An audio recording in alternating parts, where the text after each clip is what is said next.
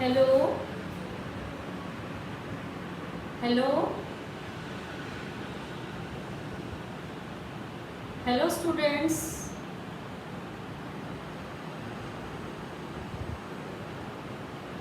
Hello hello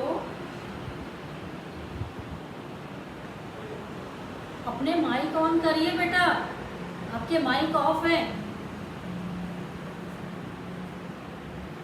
hello students, good morning, welcome to our e-learning class. So I hope you are all well prepared with the today's class of science. So we are learning today the chemical reactions, and in that the very basic concept which we have studied in our earlier classes. So students, let me know, you have already learned about the physical and the chemical changes. So I want to know that can you give some examples of physical change or a chemical change? Once more I am giving the instructions, your mics are off. आपके mic बंद है बेटा, mic जो है वो on करिए, तभी आप मेरे से बात कर पाएंगे। माइक ऑन करिए। So here I want to introduce some of the things which you have learned in the earlier class, जो आप पहले की क्लास से पढ़ कर आए हैं। तो देखिए बेटा, ये जो है ये क्या दिख रहा है आपको? Is that visible? दिख रहा है आपको? It is, yes, it is ice. क्या है बच्चों? ये आइस है। अब यहाँ आप देखिए आइस का क्या हो रहा है, व्हाट इज हैपनिंग। ये आइस जो है देखिए क्या दिख रहा है आपको? आइस का क्या बना बेटा? पानी बना। तो क्या बता सकते हैं ये कौन सा चेंज है, कौन सा परिवर्तन है? बर्फ का पानी बनना, the melting of ice into water. What is this? It is a, yes, tell me, physical change. So here I am writing on a small board, melting of ice into water. What is it? It is a physical change. So students, likewise the melting of ice into water, जैसे बर्फ का पानी होता है, मैं हिंदी में भी बोल रही हूँ और इंग्लिश में भी। तो हिंदी मीडियम वाले स्टूडेंट्स हिंदी को फॉलो करेंगे और इंग्लिश मीडियम वाले स्टूडेंट्स इंग्लिश को फॉलो करेंगे। यहाँ पर आपके सामने एक चीज़ और है, अभी जो पॉसिबल हो सका वह मैं आपके सामने रखी हूँ।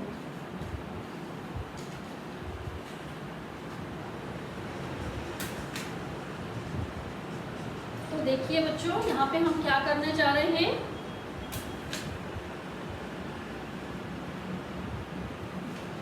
जैसे अभी हमने आइस का एग्जाम्पल देखा, आप क्या देख रहे हैं बच्चों? यहाँ देखेंगे it is burning. What is burning?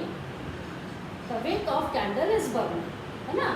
यहाँ क्या हो रहा है बच्चों? कैंडल की जो विक है, वात है, वहाँ आपको जलती हुई दिख रही है। और जलने के कारण क्या हो रहा है बच्चों? यहाँ पे क्या हो रहा है? यहाँ पे वैक्स जो है मेल्ट हो रही है, यानी melting of wax. So here also it is a physical change. जैसे आपने अभी देखा यहाँ मेरे सामने कि यहाँ देखिए बर्फ का पानी बना, melting of ice into water. Second, burning of candle means when it Burns, जब ये जलती है तब ये आप देख रहे हैं साइड पे ये वैक्स जो है बच्चों पूरी मेल्ट होते जा रही है ना। तो यहाँ भी एक फिजिकल चेंज है। यहाँ पे और भी एग्जाम्पल्स हैं जो आपने पढ़े हैं। तो सेकंड एग्जाम्पल हम यहाँ पे लिखते हैं आपके सामने। burning of a candle. Is that clear? It is also a physical change.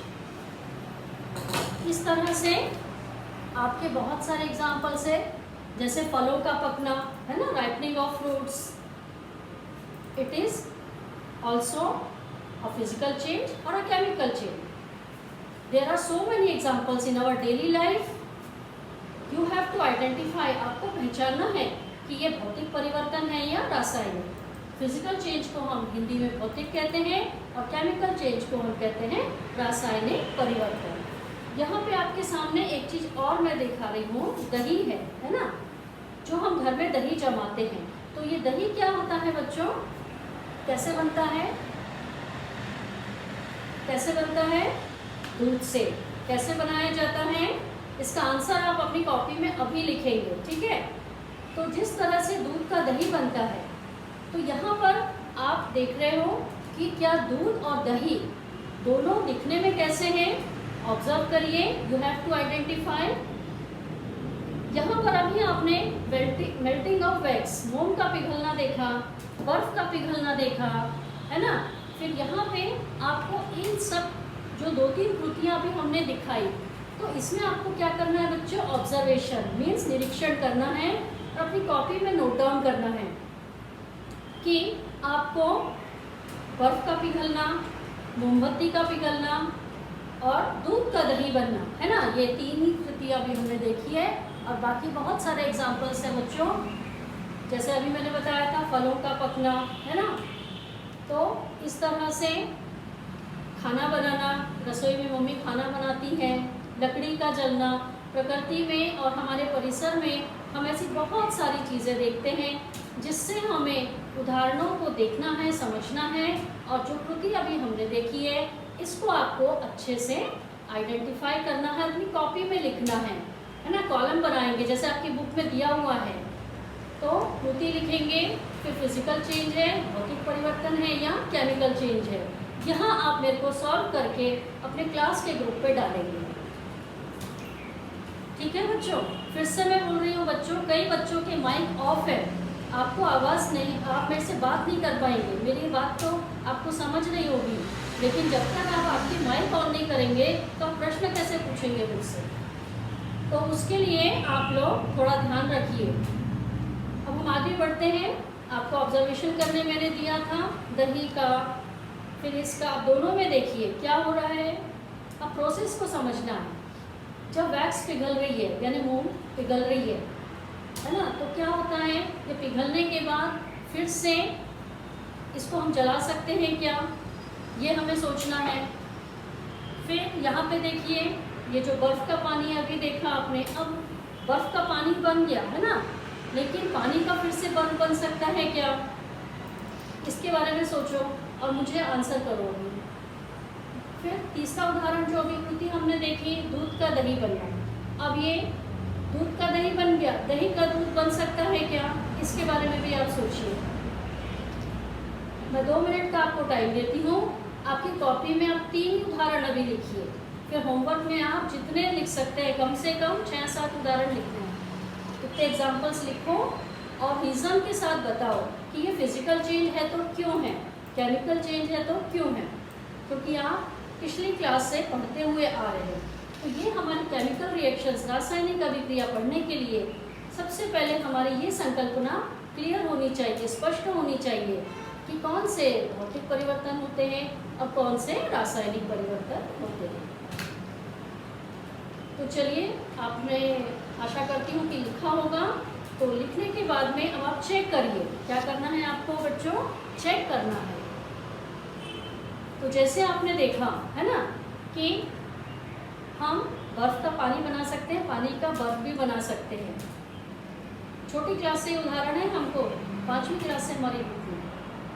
अब दूध का दही बनना. अब यहाँ पर क्या हुआ कि दही का दूध नहीं बन सकता, है ना.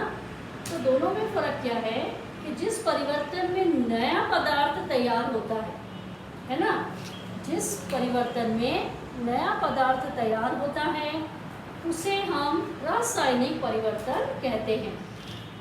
और जिसमें नया पदार्थ तैयार नहीं होता वो होता है भौतिक परिवर्तन. The change in which a new product is formed, that is a chemical change, and a change in which no new product is formed, नया प्रोडक्ट नहीं बनता, that change is called a physical change. Example अभी हमने देखे, आप इसके अलावा और भी देखेंगे, ये मैं उम्मीद करती हूँ, और होमवर्क हमारे क्लास के ग्रुप में आप सेंड करेंगे. तो इस तरह से जो है बच्चों, अभी हमने देखा कि फिजिकल एंड केमिकल चेंज क्या होता है. अब यहाँ थोड़ा सा समझते हैं हम केमिकल चेंज. ठीक है ना बच्चों? केमिकल चेंज मीन्स रासायनिक परिवर्तन. ठीक है. अब ये रासायनिक परिवर्तन कैसे होता है? जब बच्चों दो पदार्थों की क्रिया होती है, जब दो पदार्थ आपस में एक साथ मिलते हैं, तब ये दोनों मिलकर क्या होता है बच्चों? एक नया पदार्थ बनता है. ये दोनों की क्रिया होती है. अब ये एग्जाम्पल लेते हैं अभी हम, मेल्टिंग ऑफ वैक्स. अब इसके अंदर जो विक थी, वात थी, ठीक है. अब यहाँ क्रिया में क्या हुआ? ये जो कार्बन है, ये कार्बन पदार्थ तत्व जो आप पढ़ रहे हैं 6th क्लास से, अब जलने में कौन सी मदद करती है? गैस. यस, ऑक्सीजन गैस, है ना. तो यहाँ पे कार्बन यानी सी, कार्बन का संकेत क्या है बच्चों? सी. और ऑक्सीजन का yes O, that is O2, है ना. फॉर्मूला क्या हो गया ऑक्सीजन का? O2. अब जब ये कार्बन और ऑक्सीजन दोनों आपस में मिलते हैं, तब यहाँ पे एक नया पदार्थ बनता है बच्चों. तो इसे ही हम कहते हैं परिणामी पदार्थ. ठीक है. तब यहाँ एक क्रिया हुई. अब आप देख रहे होंगे कि ये जो है दो तत्वों के बीच में क्या होता है? या धन का चिन्ह है. क्यों धन का चिन्ह है? क्योंकि ये दोनों आपस में क्रिया कर रहे हैं, एक साथ मिलकर ये क्रिया कर रहे हैं, इसीलिए हम इसे कहते हैं अभिकारी पदार्थ. आपकी बुक में दिया हुआ है, इसे कहते हैं अभिकारी पदार्थ. और जब ये दोनों की क्रिया होके एक नया पदार्थ बनता है, उसे हम परिणामी पदार्थ कहते हैं. तो जब यहाँ एक हमको नया पदार्थ मिला, न्यू प्रोडक्ट मिला, तो जब न्यू प्रोडक्ट मिल रहा है, इसका मतलब ये दो पदार्थों में क्रिया हो रही है. जैसे ये दो पदार्थ में क्रिया होकर कार्बन डाइऑक्साइड गैस मिलती है, उसी प्रकार प्रकृति में ऐसे बहुत सारे पदार्थ पाए जाते हैं जो आपस में क्रिया करते हैं और नए पदार्थ का निर्माण करते हैं. ठीक है. अब जैसे अभी आपने दिवाली का त्यौहार है, कई बच्चों ने तो पटाखे ज़रूर जलाए होंगे, है ना. अब पटाखों में गंधक यानी सल्फर, संकेत क्या है? Yes, S. ये भी क्रिया की है ऑक्सीजन से. तो ये दोनों जब आपस में क्रिया करते हैं, तो फिर से एक नया पदार्थ तैयार होता है, और इसका नाम है सल्फर डाइऑक्साइड. तो इस प्रकार से जो प्रदूषण में गैस जाती है, वो है सल्फर डाइऑक्साइड. उसी प्रकार सड़कों पर वाहन चलते हैं, वहाँ पर भी कार्बन डाइऑक्साइड, कार्बन मोनोऑक्साइड, इस प्रकार की जो गैसेस हैं, इनका निर्माण होता है. और यहाँ पे आप देखोगे कि जब परिणामी पदार्थ बनता है, उसे ही हम कहते हैं रासायनिक परिवर्तन. और जब रासायनिक परिवर्तन हो रहा है, तो किसके कारण हुआ? यस, दोनों की क्रिया हुई. अब क्रिया होना यानी रिएक्शन होना, क्रिया होना यानी रिएक्शन. दोनों आपस में एक दूसरे से रिएक्ट कर रहे हैं, मिलजुल कर कुछ नया चीज़ बनाने के. जैसे किचन में अपन खाना बनाते हैं, मम्मी बनाती हैं, है ना. एक सब्जी बनाने के लिए कितने सारे पदार्थ एकत्रित डाले जाते हैं बर्तन में, है ना. तेल, नमक, मिर्ची, प्याज. तो इसी तरह से यहाँ पर भी पदार्थ जो है वो क्रिया करते हैं, और इसमें से नया परिणाम मिलता है जो हम संतुलित आहार के रूप में ग्रहण करते हैं. तो इस तरह से बच्चों यहाँ देखिए, जब दो तत्वों के बीच में धन का चिन्ह है, ठीक है, और यहाँ पे परिणामी पदार्थ के पहले एक आपको एरो यानी तीर का निशान दिख रहा है, तो इसको व्यक्त करना है. अब उनको वाक्य में नहीं लिखना है, संकेत और चिन्हों के द्वारा हमें क्रिया व्यक्त करनी है. तो यहाँ पे C+O2, एरो CO2. अब इसको हमने संकेत और चिन्हों के द्वारा व्यक्त किया, तो इसे ही हम कहते हैं बच्चों केमिकल इक्वेशन, यानी रासायनिक समीकरण। अब ये क्रिया से हमने क्या बनाया बच्चों? समीकरण। तो रासायनिक क्रिया हम वाक्य में लिखते हैं और रासायनिक समीकरण हम संकेत और चिन्हों के माध्यम से इस प्रकार लिखते हैं। फिर आपको ये तत्व और अणु, परमाणु, इन सब के बीच में हमने अंतर समझाया था। आप फिर से बुक्स पढ़ेंगे और जो है प्रीवियस नॉलेज रिकॉल करेंगे जो पढ़ा हुआ है अभी तक का। तो यहाँ एरो के right hand side and left hand side ये दो इसमें आपको डिवाइड करना है, आपकी बुक में दिया है और ऐसे कॉलम्स दिए हैं बच्चों। तो यहाँ पे जैसे आप फर्स्ट एग्जांपल कार्बन डाइऑक्साइड या नंबर 1 लिखिए।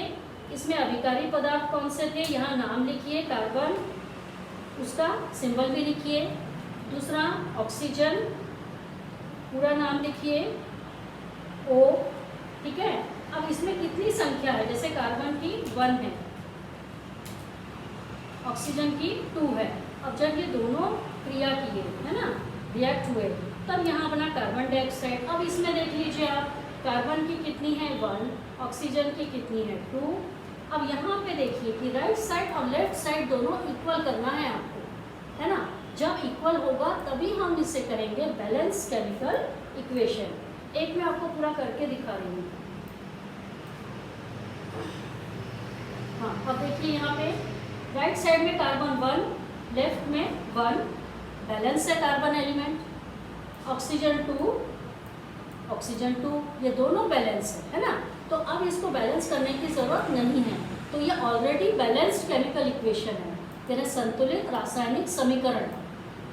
एक दूसरा एग्जांपल देखते हैं, Mg + O2। ये भी आपने किया हुआ है, इसीलिए आपके परिचित उदाहरण ले रही हूँ। यहाँ देखिए आप, अब अभिकारी पदार्थ में मैग्नीशियम कितना है बच्चों? Yes, 1, means right side and left में कितना है? 2। अब ये बैलेंस है क्या? इक्वल है क्या? हाँ, नहीं है इक्वल, है ना। अब हम इसको क्या करेंगे? बैलेंस करेंगे। तो किससे स्टार्ट करेंगे? नंबर 2 से। अब यहाँ 2 है तो इधर भी आप राइट साइड में 2 बना लीजिए। अब मैग्नीशियम 2 हो गया, राइट में भी और लेफ्ट में भी, मीन्स मैग्नीशियम एलिमेंट बैलेंस हो गया। अब यहाँ पे देखिए बच्चों, ऑक्सीजन, दूसरा एलिमेंट कौन सा है? ऑक्सीजन। अब राइट साइड में 2 है। अब ये जो 2 है, आप मैथ्स पढ़ते हो, है ना, तो 2 मैग्नीशियम के लिए भी अप्लाई होगा और ऑक्सीजन के लिए भी होगा।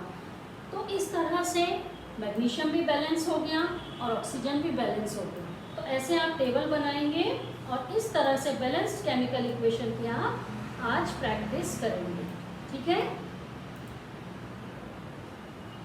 यस, हाँ।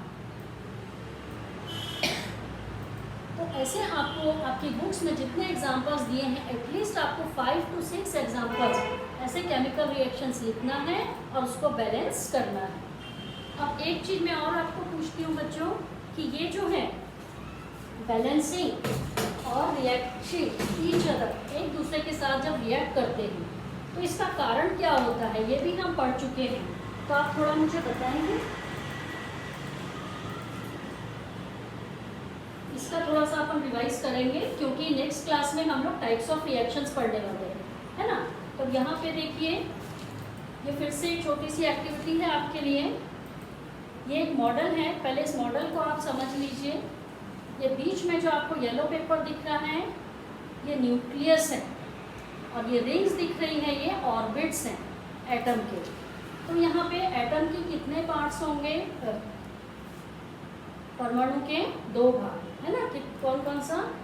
न्यूक्लियस एंड ऑर्बिट, मीन्स नाभिक और कक्ष।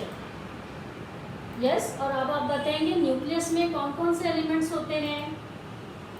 अच्छा, कितने एलिमेंट्स होते हैं पहले बताएंगे? 3, protons, electrons and neutrons. Charge बताइए प्रोटॉन का। Yes, positive, electron negative and neutron no charge, neither positive nor negative. Proton धनात्मक होते हैं, इलेक्ट्रॉन ऋणात्मक होते हैं और न्यूट्रॉन पर कोई भी चार्ज नहीं। तो न्यूक्लियस में यानी नाभिक में कौन कौन से कण होते हैं, कौन कौन से पार्टिकल्स हैं? Yes, protons and neutrons. और इलेक्ट्रॉन्स कहाँ होते हैं बच्चों? ऑर्बिट में। तो जैसे अभी हमने कार्बन एग्जाम्पल लिया, एटॉमिक नंबर क्या है बच्चों कार्बन का? यस 6 है ना। तो 6 यदि एटॉमिक नंबर है, 6 यदि एटॉमिक नंबर है कार्बन का, है ना, तो इलेक्ट्रॉन्स कितने होंगे? 6, यस, प्रोटॉन 6। तो अब हमको यहाँ बहुत केयरफुली ऑब्जर्व करना है, ये जो आपने देखा है ना, तो इसको हमको क्या करना है बच्चों? ऑर्बिट्स में डिस्ट्रीब्यूट करना है। उसके लिए नील्स बोहर साइंटिस्ट, उन्होंने फर्स्ट ऑर्बिट में 2, सेकेंड में 8, थर्ड में 8, 18 इस तरह से रूल बनाए हैं, है ना, जो हम लोग सॉल्व किए थे। फॉर्मूला क्या फॉर्मूले से किए थे बच्चों? 2n², ठीक है, लिख लीजिए फॉर्मूला 2n²। अब यहाँ पे फर्स्ट ऑर्बिट के लिए कितने इलेक्ट्रॉन्स चाहिए? 1। Number of orbit, n means number of orbit, तो 2 मल्टीप्लाइड बाय 1 कितना हो गया? 1 का स्क्वायर 1, तो आंसर क्या हो गया? 2। तो ये देखिए यहाँ स्माइली है, ये स्माइली से हम क्या देख रहे हैं? These are the electrons. Orbit में क्या है? ये इलेक्ट्रॉन्स है। तो फर्स्ट ऑर्बिट में कितने इलेक्ट्रॉन्स है बच्चों? 2। उसके बाद में इनकी कैपेसिटी फिक्स हो गई है ना, अब ये 2 से ज़्यादा ऑक्यूपाई नहीं कर सकते, तो अब ये कहाँ जाएंगे? नेक्स्ट ऑर्बिट में, है ना। 2, 3, 4, है ना। इसका हमको क्या बनाया हमने? Electronic configuration 2,4। क्या बनाया बच्चों? 2,4। फर्स्ट ऑर्बिट की कैपेसिटी 2 ही इलेक्ट्रॉन की है, तो फर्स्ट ऑर्बिट में 2 इलेक्ट्रॉन आ गए। फिर बचे हुए जो 4 इलेक्ट्रॉन्स थे, क्योंकि कार्बन पास 6 इलेक्ट्रॉन है, तो बचे जो 4 है वो कहाँ जाएंगे? नेक्स्ट ऑर्बिट में। तो यहाँ पे अब हमको क्या समझना है? इम्पॉर्टेंट ध्यान से देखिए कि जो आउटर मोस्ट ऑर्बिट में इलेक्ट्रॉन्स होते हैं, ये हम 8th में 7th में पढ़े हैं ना, जो आउटर मोस्ट ऑर्बिट में इलेक्ट्रॉन्स होते हैं वही केमिकल रिएक्शंस में पार्टिसिपेट करते हैं, ठीक है, और उसी से उनकी वैलेंसी डिसाइड होती है। तो इस जो है मॉडल के जरिए हम लोग क्या लर्न कर सकते हैं? Electronic configuration of any element, कोई भी एलिमेंट का हम इलेक्ट्रॉनिक कन्फिग्रेशन लर्न कर सकते हैं, और आपको 20 तक दिया गया है, वो करना ही है चार्ट में। तो यहाँ पे जो केमिकल रिएक्शंस अभी हमने देखी, तो उसमें जो इलेक्ट्रॉन्स पार्टिसिपेट करते हैं किसके? आउटर मोस्ट ऑर्बिट के। और 9th में हमने पढ़ा है इलेक्ट्रोवैलेंट बॉन्ड, कोवैलेंट बॉन्ड, कौन से एलिमेंट्स इलेक्ट्रॉन देते हैं, कौन से लेते हैं। तो लेने और देने की क्रिया, है ना, लॉस और गेन कहाँ से होता है? आउटर मोस्ट ऑर्बिट से। तो ये एटॉमिक स्ट्रक्चर आप याद रखिए, क्योंकि ये बेस है। अगली क्लास में मैं केमिकल रिएक्शन से पूछने वाली हूँ कि कितना इलेक्ट्रॉन कौन से एलिमेंट ने दिया, एग्जाम्पल से। जैसे आउटर मोस्ट ऑर्बिट में जितने इलेक्ट्रॉन्स होंगे वही केमिकल रिएक्शन में पार्ट लेते हैं। तो ये आपको एक इम्पॉर्टेंट जो चीज़ है वो याद रखनी है। अब जैसे सोडियम का हम बनाएंगे, एटॉमिक नंबर कितना है बच्चों? 11, ठीक है। तो ये 4, 5, 6, 7, 8, है ना। अब सेकेंड ऑर्बिट भी कंप्लीट हो गया, अब एक इलेक्ट्रॉन बचा, है ना। 11 इलेक्ट्रॉन में से कितने 2 फर्स्ट ऑर्बिट में आ गए पहली कक्षा में, 8 सेकेंड में आ गए, और बचा जो एक इलेक्ट्रॉन है वो कहाँ जाएगा? थर्ड ऑर्बिट में। तो यहाँ पे देखिए इस तरह से जो आउटर मोस्ट ऑर्बिट यानी बाह्यम कक्षा, हिंदी में हम इसको कहते हैं बाह्यम कक्षा में जो इलेक्ट्रॉन की संख्या होती है वही उसकी संयोजकता यानी वैलेंसी मानी जाती है। वो एक यदि डोनेट करेगा देगा तो 1 प्लस चार्ज होगा, और 1 लेगा तो 1 प्लस चार्ज, जो आप 9th में पढ़ चुके हो कि जो लेन देन से लेना और देना, इससे जो हमारे कंपाउंड्स बनते हैं, यौगिक बनते हैं, उसे हम इलेक्ट्रोवैलेंट कंपाउंड यानी सहसंयोजकी यौगिक कहते हैं। और जो शेयरिंग ऑफ इलेक्ट्रॉन्स रहते हैं, शेयरिंग ऑफ इलेक्ट्रॉन्स यानी मिलजुल कर, जैसे हमने 9th में मीथेन का स्ट्रक्चर पढ़ा था, अभी 10th में फिर से वो लेसन कंटिन्यू है आगे। तो कार्बन जो है किसके साथ? मीथेन, मीन्स मीथेन में कार्बन भी है, हाइड्रोजन भी है। आप 9th की बुक खोलिएगा, आपके पास में है। तो कार्बन के जो इलेक्ट्रॉन्स हैं वो हाइड्रोजन के लिए भी काम करेंगे, और हाइड्रोजन के जो इलेक्ट्रॉन्स हैं वो कार्बन के लिए भी काम करेंगे। तो जो शेयरिंग से करते हैं उसको हम बोलते हैं कोवेलेंट बॉन्ड्स, यानी सहसंयोजकी बंध। ठीक है, तो इस तरह से जो है अभी हमने पढ़ा कि कार्बन स्ट्रक्चर कैसा होता है और एटम का स्ट्रक्चर, कौन से इलेक्ट्रॉन्स, कौन सी ऑर्बिट के इलेक्ट्रॉन्स जो है वो आपस में क्रिया करते हैं, भाग लेते हैं।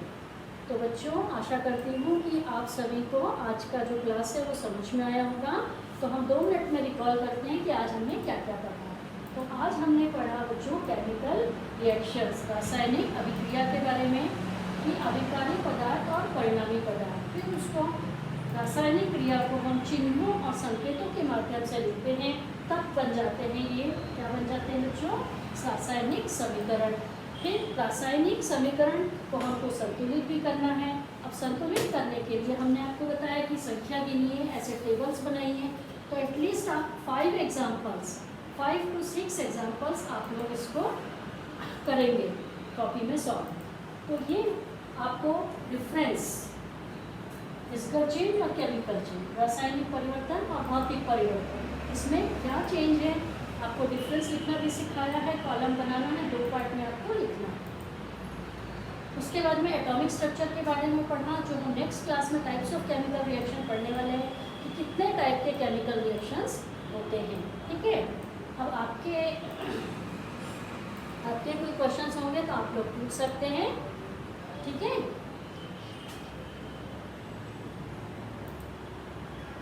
और जो भी रिलेटेड पेज है, आपका 3rd लेसन है केमिकल रिएक्शंस, वो रिलेटेड आप पेज पढ़िए। हाँ, कुछ प्रॉब्लम है तो बोलिए। सर मैडम, हाँ